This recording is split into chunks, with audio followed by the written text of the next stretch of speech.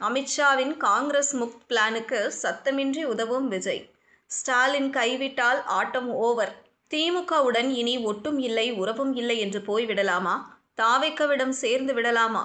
சத்தியமூர்த்தி பவனில் இப்போதைக்கு இதுதான் ஹாட் டாக். 2026 சட்டமன்ற தேர்தல் நெருங்கும் வேளையில் தமிழக அரசியலில் இதுவரை இல்லாத அளவுக்கு ஒரு மெகா பூகம்பம் கிளம்பியுள்ளது.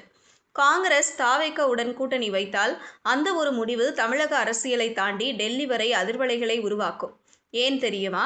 தேசிய அளவில் பாஜகவை எதிர்க்க உருவான இந்தியா கூட்டணியின் மிக வலுவான தூண்களில் ஒன்று திமுக.